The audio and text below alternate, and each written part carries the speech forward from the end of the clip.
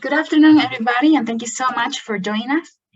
Today, we are having the first podcast of the Geothermal Rising Student Committee chapter, and I am so happy to have these two amazing students with us, and let's start it. So, we right now are with Yuxing and Cesar Vivas. Both of them are PhD students at the University of Oklahoma, who are the winners of the second place in the Spring 2021 Geothermal Collegiate competition in the USA. That is amazing. So can you please introduce yourselves a little bit? We can start with Cesar. Okay, sure thing. Okay, thank you so much, Domenica, for having us. My name is Cesar Vivas. I'm a PhD student at the University of Oklahoma. My research focuses geothermal energy, thermal energy storage, and machine learning and data analytics for geothermal energy exploration.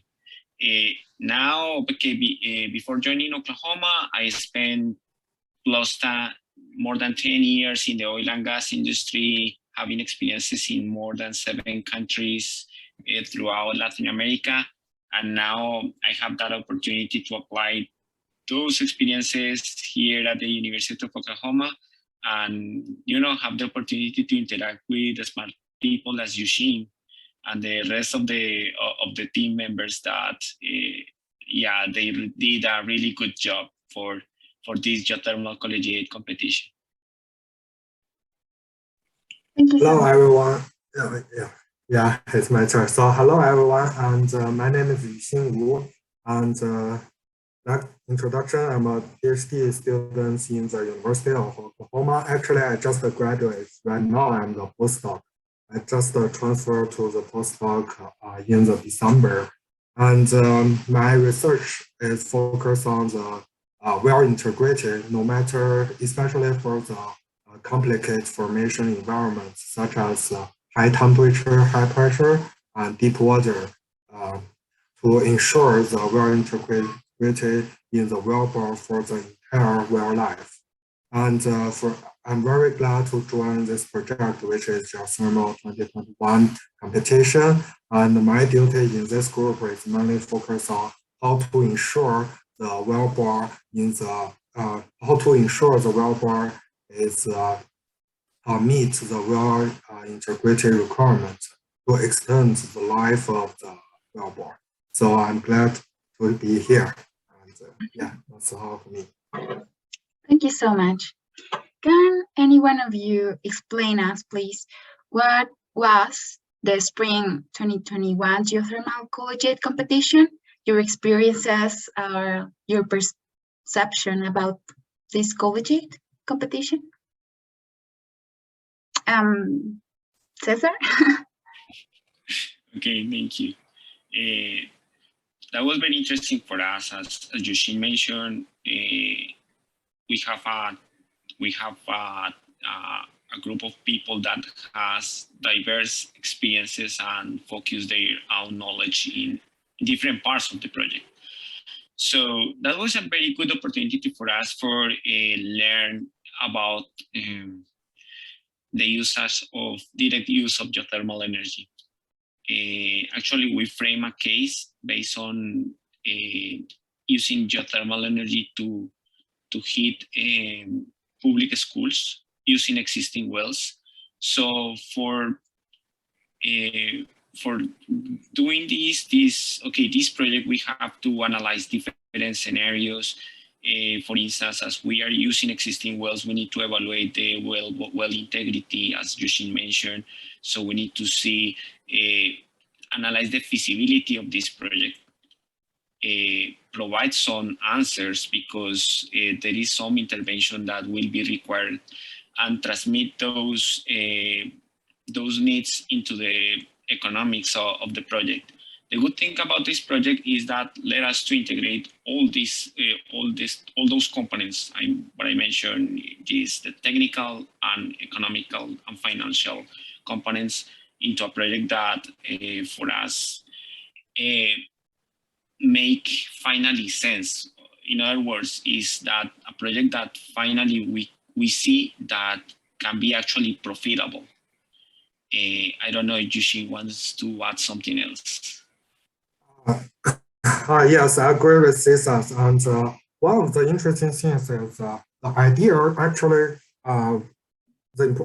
actually we did this project. It's a very good opportunity for us to transfer our knowledge from the book or from the theory to the application. And the interesting thing is that, do you remember at the beginning of 2021, there is a lack of energy event in Texas. And basically, without the electricity, the city has already been shut down, and we just think how to solve that. So we finally, since we are working on the wellbore, especially the oil and gas industry, Oklahoma has a lot of abandoned wells, so we just use that as exist resources and modify it, and to support the energy for the city. Yeah. I really like your project because abandoned wells are kind of popular, especially in the locations where extraction of oil used to be big. So that is super cool. So you mentioned that you did this project in 3 schools, right? You chose those 3 schools based on some, I don't know, like chart, or how you choose these 3 schools, and why not 4 or why not 2? What was your criteria for you to select these 3 specific schools? Actually, yeah, Cesar, No, go ahead. Go ahead, Yuxing. Yeah, actually, it's a great question, and it is also one of the advantages of our project. We first calculate the energy cost, all the energy requirements of these 3 schools, and we also calculate how our project can support, the amount of energy can our project support. Then we found that our project actually has a very large potential because our the amount of energy that the project can support is much higher than the 3 schools' energy requirement. That means our project cannot only support the energy use in these 3 schools, but we can also sell. For example, we can have extra energy. For example, we can sell this extra energy back to the grid, or we can, extend the project to more. For example, if we have extra community which is interesting, we can extend the school to more users. Yeah. Okay. So what else, Jason? Yeah, no, and the reason of choosing those specific schools was, and I remember that, Yuxing, that afternoon that we sit down in front of Google Maps, and actually we locate the wells and we locate the schools, and we found that one of the needs or the constraints of geothermal energy is that the wells needs to be near to the targeting the targeting facilities, or or the buildings that we want to where we want to use that energy. One of the discussions that, and I remember, I am a parent, a father of 2 kids, and one of the complaints that we have, among different parents says that in near to the facilities where our kids play, there are tons of oil and gas wells. So we look into specifically, taking that in mind, we look into those, and we found using combining the coordinates of the wells and Google Maps to find a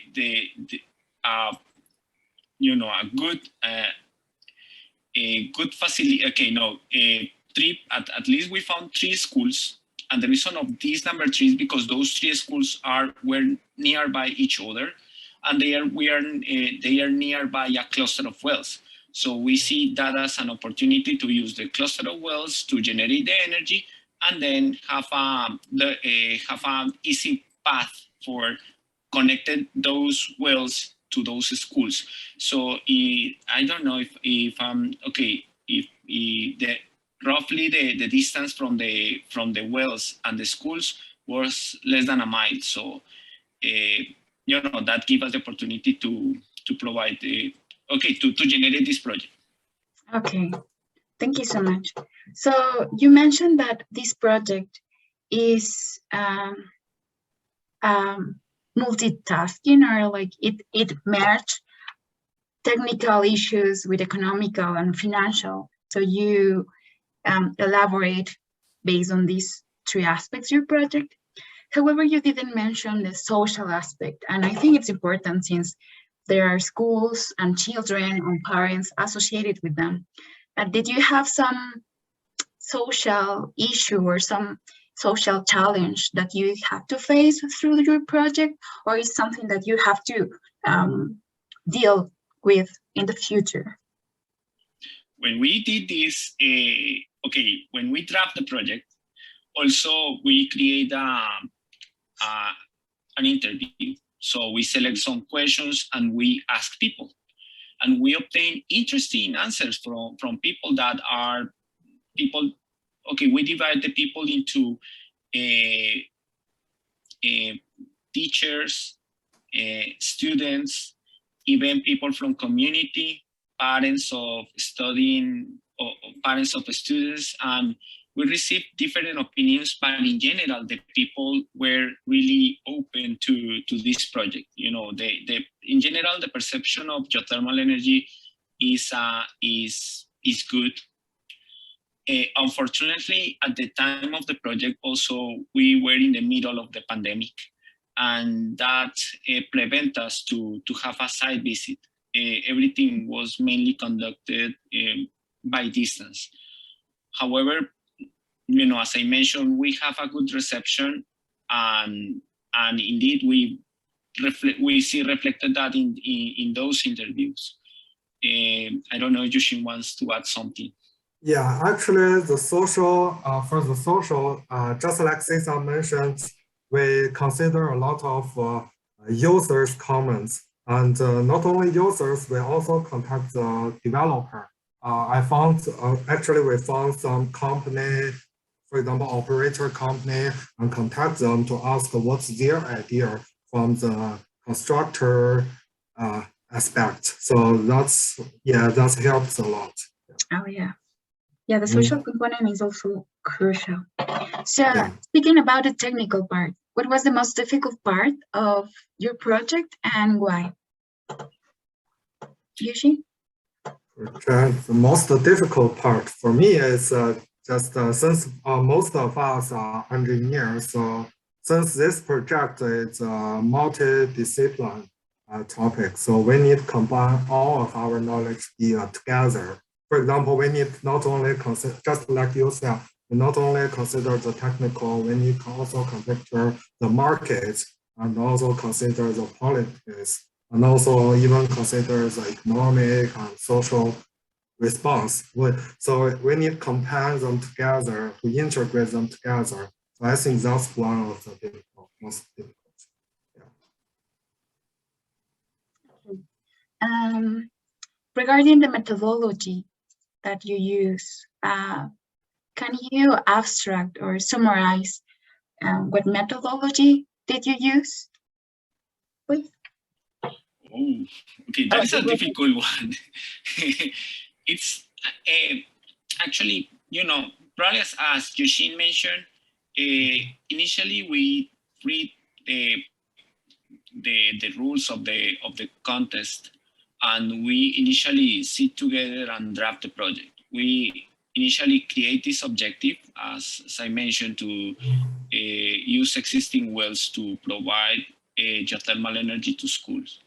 Then we met together and see which qualities we have. So because we need to, we divide the project into different specialties according to the technical needs that we need to cover in that project. For instance, we have a reservoir modeling component. We have also a technical, economical feasibility analysis. Other people went to look for information because we need also to see taxation, incentives, and those things. So basically what we did is to divide the project into different subcomponents. Then the sub-teams worked in each aspect, and then we combined and put everything together in order to create this project. How many teams were in your project? We had 60 mates, and the good thing about our teammates is we were from different nationalities. Actually, I think that we have covered all the ethnical groups in our team, which give us a lot of not only a lot of diversity, also that give us the opportunity to interact with different opinions, different approaches, and that help us to add more things to our project.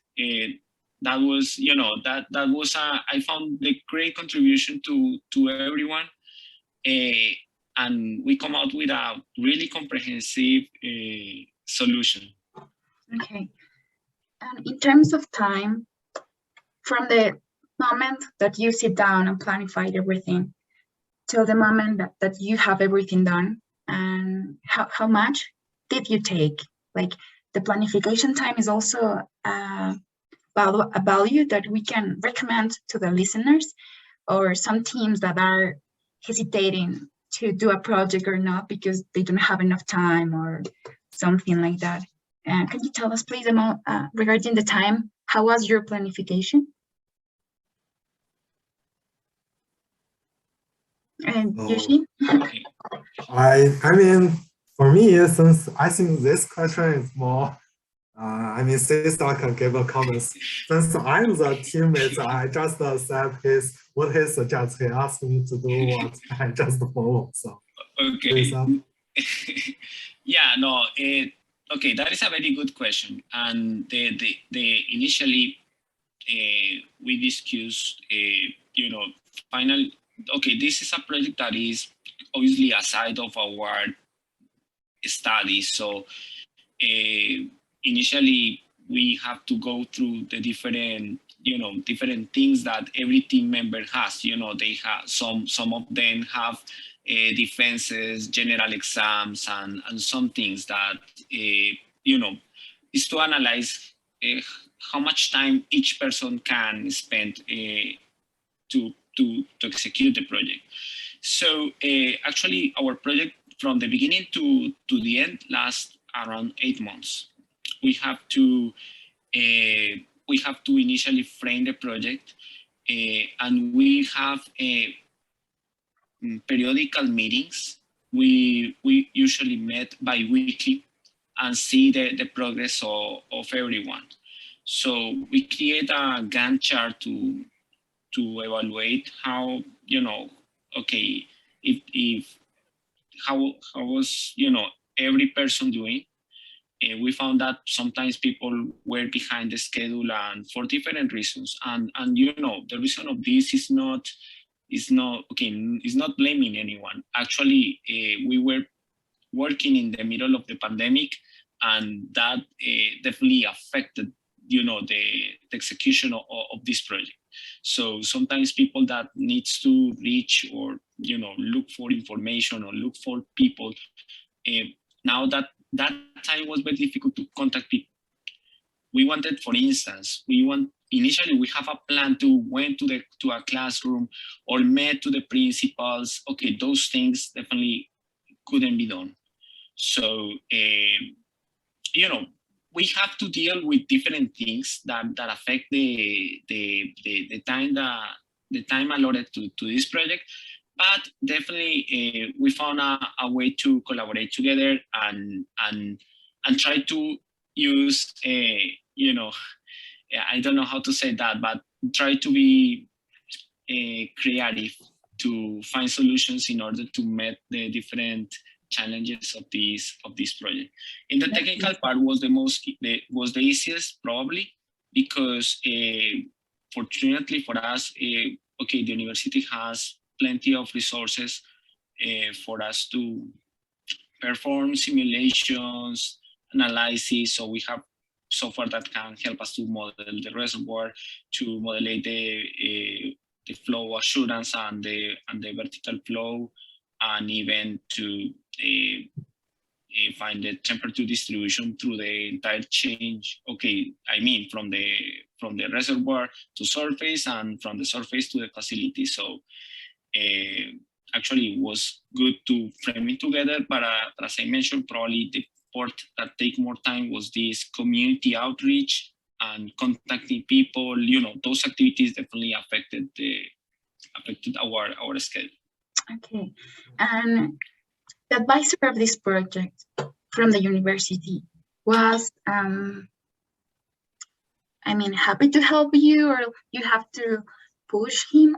Well, not push him, but I am saying that because there are some advisors that are not so in geothermal, and they need some encouragement or motivation to have these kind of challenges, or be willing to help students and be willing to advise them. So how do you see your advisor? Because you said that fortunately your university has resources, and that's why you find the technical part straightforward, kind of. So how was the advisor part of this project? Good. Okay, probably we can answer together. I'm going to put my part. Yuxing probably can complement, but definitely our advisor was really helpful. Okay, also he is very familiar with geothermal. Actually, he encouraged us to participate, and he was, you know, he likes to be involved in every step. So basically, we have regular, you know, meetings with him in order to show him the show the evolution of the project, and also receive his advice. Sometimes he said, you know, probably change this direction, move in another. You know, they help us from framing the project to delivering the final result. I don't know, Yuxing, you want to add something? Yeah, especially I just want to point out, especially maybe he cannot tell us so much detail, but for the logic part, also for the big picture, he can give us a good advice. So yeah. Okay. And can you please share with us some results or conclusion that you took from your project? And also, as you were like you won the second place. What do you think you should have done, like for having this first place? These two questions. Yeah. Yuxing, can you please help us? Yeah, for the conclusion part and summary part, so our project aims to use the existing well and transfer that to the geothermal well to support the energy. And in this project, we integrate a lot of components, not only technical, and we also have the gap for the economic design, and also we also consider the reservoir, the production, and also the well integrity, how long the well can take, and also one of the highlights of this project is not only consider those, we also do some question or some interview for the different stakeholder, and and conclude their idea about this project. if you want to ask how we should improve to get first place, I think we need for this project we may need to improve more about the economic part, since because most of us the background is from engineering major, so we don't know a lot about it. We just calculate, use the DOE suggest software which called Geothermal, but obviously that is not important, especially when we have a very big ambience. We want to transfer this project to the real application. If we want to do that, we need to sell our project. So we need to do more detail about economics. That's my suggestion. How about Cesar? What do you think? Oh, absolutely. No, I totally agree. You know, our backgrounds are mostly technical.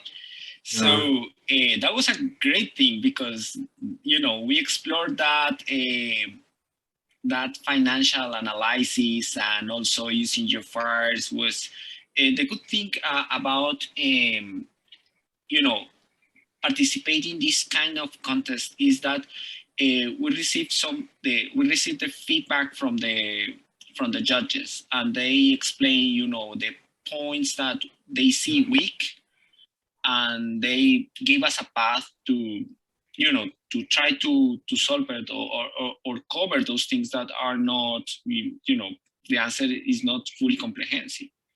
And we receive we receive very good feedback.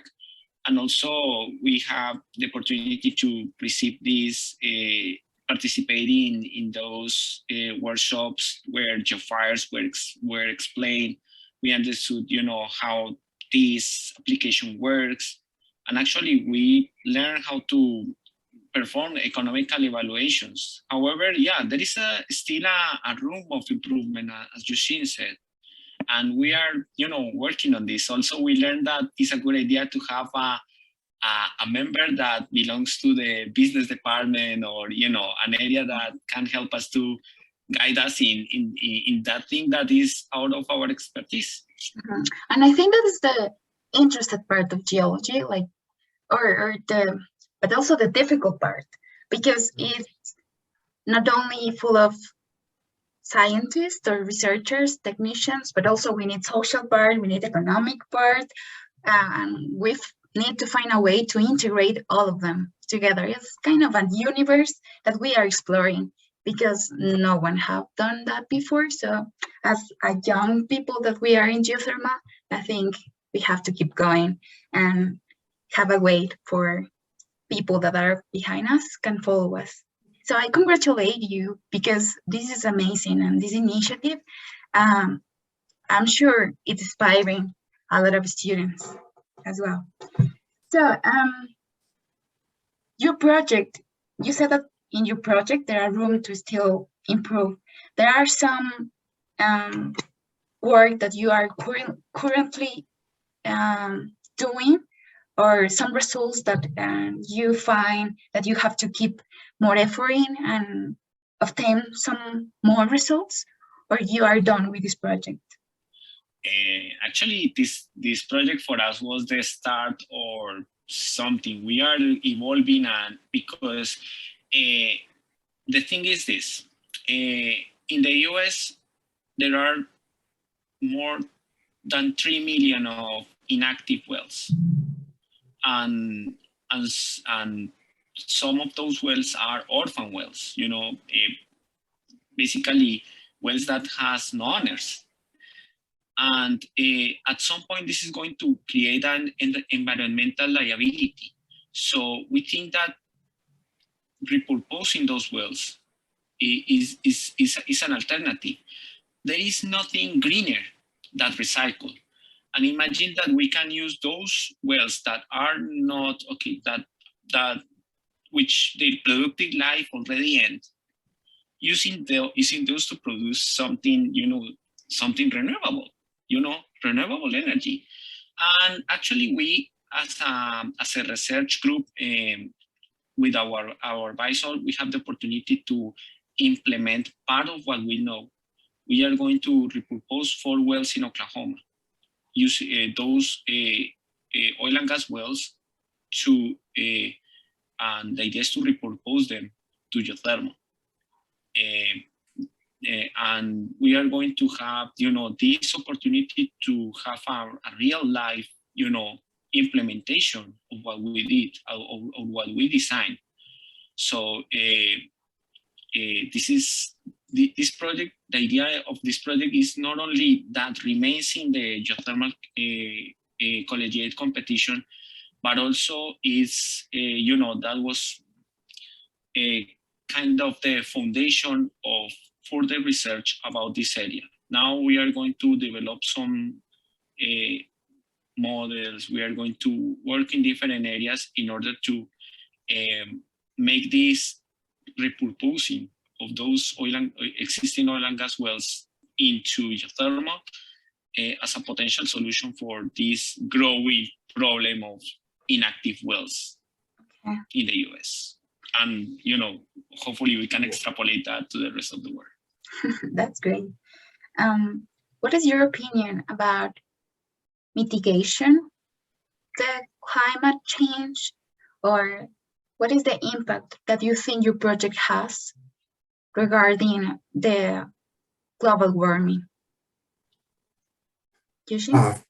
Yeah, first of all, using geothermal is definitely zero emission. And also, because geothermal is underground, our earth is hot. It has energy. Why not we use that instead of produce energy? And also, since our project uses the existing well, if you for the traditional procedure, after the well is inactive, you need abandon the well. Not abandon, you need at least have a cement plug or some material to abandon it. But if we use our technology, we reuse it. That means we don't need to spend a lot of material on abandon procedure. Instead of that, we can even reuse it as a production, more energy to solve the lack of energy problem. And this energy is clean and reliable. So yeah, that is our potential and our contribution with global war. Yeah. That's true. Do you have something to say, sir? No, absolutely. No, I'm 100% with Yuxing. One of the things is, remember, we are talking about inactive wells are growing. That number is going to go upward. The reason is this, we have the wells that the today active oil and gas wells in the future will be inactive. And this is going to, if this is not going, if this is unattended, basically the impact, the environmental impact is going to be huge. Now the environmental impact is high. Now if we want to plug and abandon those wells, this is going to cost billions, even trillions. Mm-hmm. So in this case, we are opening a discussion to repurposing those wells. And finally, there is an important thing about geothermal. Geothermal, contrary to other renewable resources, as Yuxing mentioned, the action is happening downhole. Is in the air. Is the heat of the air that we are harvesting. So this is not linked to environmental or to seasonal factors, such as cloudiness or the amount of wind, those things that affect other renewables. That this thing is not affected. Okay, geothermal is not affected by those things. So geothermal, the energy that can be harvested from geothermal is unaffected. So it's constant. That makes the capacity factor of geothermal energy be the highest among renewables. So this is so important, because if we have to, Yuxing mentioned that at the beginning, what happens in Texas, situations like that, geothermal is not affected by those things because we are, benefiting from the heat that is stored beneath the earth. It's not what happens, on surface, it's what is happening in the subsurface. Yeah, I agree with you. And speaking about reutilizing the abandoned wells, I think there is a good metaphor. I was reading something about we are living in a society that everything that is not longer usable, we are throwing that away. And we don't care, and we just have this firmament, have the production, and then throw the thing away. And that happened in all the scenarios, sometimes even with people, with jobs, with things, and even with wells. But having a reuse for something with another focus, I think it's totally inspiring. And I really loved your project. The last two questions, can you please share with us, how do you see yourself in 5 years from now? Yuxing, you first. How do I see myself in 5 years? Yeah, I mean, for me, I think obviously I will continue work on in this geothermal topic. Especially as an engineering, I prefer to use more. Not only limited to in oil and gas area, but also linked to other disciplines such as geology and also the environmental science. So the objective is, since right now I just graduate and as a postdoc, so I just start on this topic, and so overall I want to continue in this topic since it's a very hot spot, and it has a very bright future. Yeah. So yeah. Thank you so much. Yes, Cesar. Okay, Yuxing, express that very, very clearly, and I like it. What happens we are initially oil and gas engineers, petroleum engineers, and one of the good things about geothermal is that all of the skills that we have are completely transferable, because in geothermal the exploration part, you need to do reservoir simulation, you need to flow assurance, those things needs to be done. Also in the production stage, you need to drill the wells, and drilling a geothermal well is not, it's even more challenging that compared to drilling a oil and gas well, but indeed you have to drill the well.